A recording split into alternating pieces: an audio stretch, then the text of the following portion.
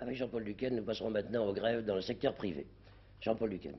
Eh bien, écoutez, dans le secteur privé, il est actuellement difficile de faire le point, étant donné que ce secteur est actuellement en pleine évolution. En effet, des entreprises ont commencé vendredi, d'autres ce matin. Toutes les décisions ne sont pas prises, en effet, puisque c'est quelquefois au service intérieur de l'usine elle-même que ces revendications ont lieu. Un point test, la zone industrielle d'Amiens, nous y avons été ce matin, ainsi que dans la région. En voici maintenant les images.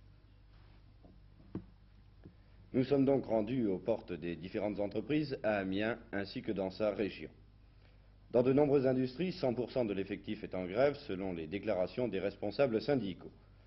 La plateforme des revendications est sensiblement la même pour les employés des usines, à savoir augmentation des salaires, réforme de la sécurité sociale, 5e semaine de congés payés, réduction à 40 heures des horaires de travail sans diminution de salaire, abaissement de l'âge de la retraite et liberté syndicale. Ceci évidemment sans compter des revendications propres à chaque usine. Dans la plupart des usines atteintes, les locaux sont occupés par les grévistes et les entrées surveillées par des piquets de grève. Certaines ont débrayé depuis vendredi, alors que d'autres n'ont cessé le travail que depuis ce matin, répondant aux derniers mots d'ordre des syndicats.